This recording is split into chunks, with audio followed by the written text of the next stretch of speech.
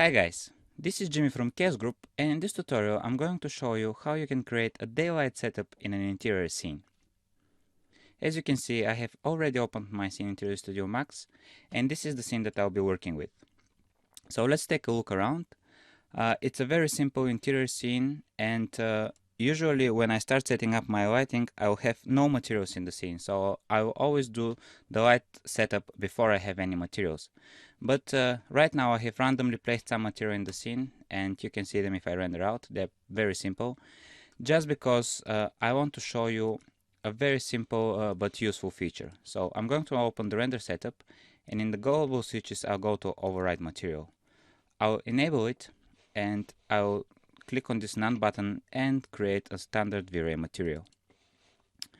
Now, the reason I did this is because I want to be able to render my whole scene with just a single gray material. This way, I can set up my lighting and I won't be bothered with any hard to render materials. So this way, my rendering will be much faster than if I had all the materials in the scene. And this will be very useful for you if you have already set up a scene, but then you want to change the lighting just a little bit or more, and you can use the override material there to speed up the rendering. Okay, so as you saw, when I rendered this out, I was also using the V-Ray frame buffer. So I have enabled the frame buffer here. And I only had the default lights. So the first thing I want to do is add the illumination in the scene. And as I told you, I want to create a daylight setup. So what I'm going to do is I'm going to go to the lights, V-Ray, and create a V-Ray sun. I'm just going to drag it in the front view.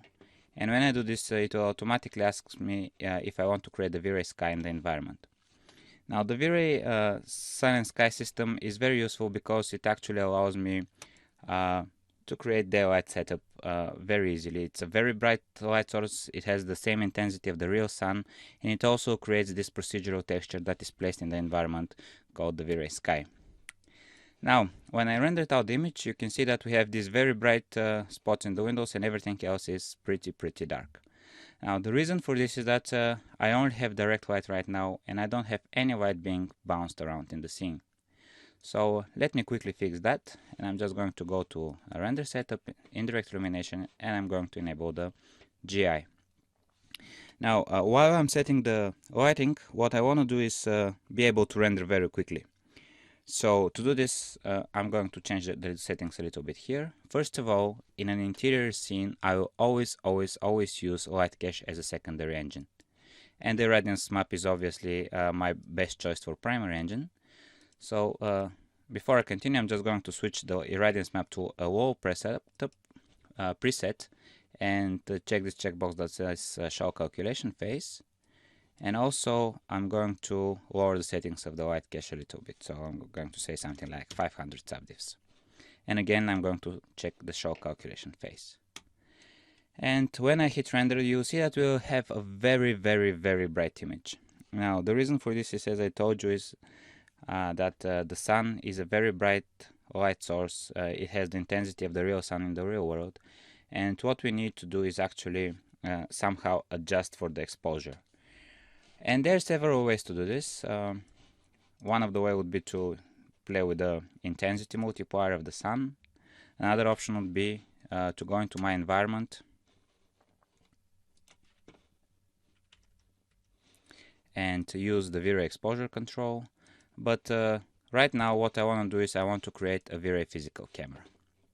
And I'm going to go to the Create tab, Cameras, switch to V-Ray and pick a V-Ray physical cam. Now, sort of a point of view like this, and I'm going to switch it here. Now, let me just adjust the position. I'm not striving to get the perfect position of the camera right now. What I want to do is just be able to see the important parts of my scene so that I can set up the lighting, and then for the final shot I can readjust the settings of my physical camera. And let me just play a little bit with the focal length here so I see more of the scene. Okay, I think this looks much better. And now when I render from the physical camera, you'll see that the image will look much darker. Actually, I have it has been adjusted. The exposure has been adjusted, and let's take a look at my settings of the physical camera. Now, the physical camera, as you know, completely mirrors a normal real-world camera, and the real-world camera has several ways of adjusting the intensity of the image that it creates, or the brightness of the image. And right now, what I can see is that my film speed, or the ISO of the film, is too low for an interior scene. So let me just increase it to 400, for example, and once again I'll hit render. Now this makes the film more sensitive, and as you can see, we get more light into the scene. But as a whole, I'd like to increase it a little bit more, to maybe 600, and hit render again. And now we'll get, of course, more light. You can see it even in the light cache. So one thing that I should do is disable this vignetting. I don't know, I can see it right here. I have these dark corners, and you'll see it better in a minute. But what is quite visible right now is that my whole scene is still very dark, and I completely lost the blue colors here of the sky. So if I continue increasing the film speed and increasing the exposure, this will just stay white, and I won't be able to see the sky. So what I can do is I can use some color mapping and adjust for those things. I'm going to go to the render setup, color mapping, and I'm going to switch from linear multiply to HSV exponential. And this is one of the color mapping methods that I like. What it does is that it applies this exponential curve to all my colors, and it brings them down so that no colors are over bright, like these colors here, which have a too bright value. And I'll hit render, and you'll be able to see that we get back the blue color of the sky here. And now, to get a little bit more light here, I'm going to enable the gamma and switch it to 2.2. So this will, as a whole, make my image a little bit brighter. And maybe now you can see that the corners are a little bit darker than everything else. This is because actually the physical camera simulates this effect called vignetting, and in my case I just want to turn it off so that I get this image that doesn't have dark corners. Okay, now the image looks much better, and of course we have some splotches, and they're quite visible here, but this is because I'm using very low settings for the GI, and they're the preview settings basically. So what I can do here is play a little bit with the sun, because I immediately see that I have these very sharp edges here around the window light here, and this wouldn't usually happen. The sun would cast a little bit softer shadows. So I'll select my sun and try to adjust those. Let me switch back to all, and I'll pick my sun. And the way I control the softness of the shadows of the sun is by using this sun size multiplier. So I'm going to put it to something like 10, and I'm going to use the render region because I don't want to render the whole thing every time all over again. And you can see that we get these very soft edges, but this is too much for me, so I'm going to decrease it a little bit and try again. And again, this is too much, so I'm just going to leave it to 3. I think it's going to be perfect. And now I just have a little bit of softness that just doesn't show these sharp edges there that were there previously. Now, the next thing that I can see is that these chairs here and the table, they seem like they're floating in the air. And the reason for this is that they don't have good contact shadows. And once again, this is first of all caused because I have very low GI settings. What I mean by this is that all the shadows that would be cast here would be coming from the light that is coming through this window here. And if we take a look at the scene, you see that I have another window behind which is shining light from this direction. So, and also some small windows here. So all the shadows that these chairs would cast are coming from the sky.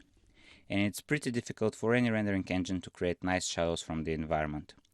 So what I can do is I can use a nice functionality of V-Ray called the V-Ray Skylight Portal that I can actually show V-Ray where the windows are, and where the light is coming, and it will cast direct light from those directions. So how do we do this? I'm going to close this and switch to front view. And in here, maybe I should switch to back view, it's better, because I want to see the two windows here. In here, I'm going to go to Create, Lights, and select the V-Ray Plain Light. Now, the V-Ray Plain Light is a simple light source that illuminates my scene, but it has this checkbox that says Skylight Portal, and when I enable it, it stops adding light to the scene. So I'll just drag one on the window and just make sure that the light is behind the window. Just a second. Okay. So I'm going to move my camera a little bit here and adjust the position of the light.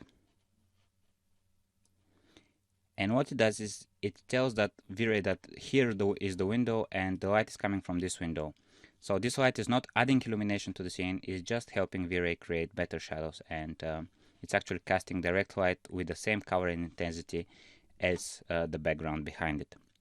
So I'm going to need to place one of each light on all of these windows, and the way I'll do this is by creating instances of those lights so that I can control them just by controlling one of the lights.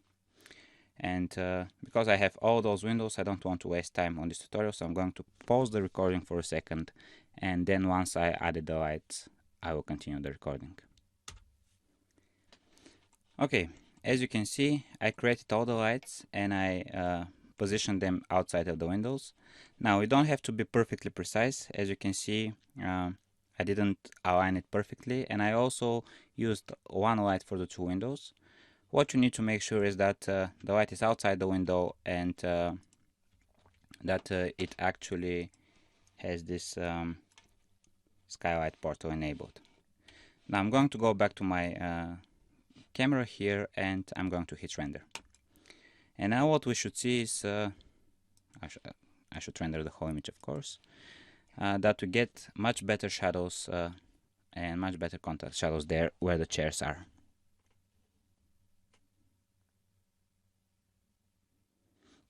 Now the image is a little bit noisier. This is because actually we're tracing now direct light and the GI is not smoothing things up. But as you can see, we get much better shadows. And now for the final image, I'm going to increase the settings and of the GI and of the anti-aliasing, and you'll be able to see those shadows much better. So let's quickly do this. First, I'm going to go to the irradiance map and just switch it to a high preset. Then I'm going to increase the subdivisions of the light cache. And here in the V-Ray tab, I'm going to go to the anti-aliasing because I want to get rid of this noise here.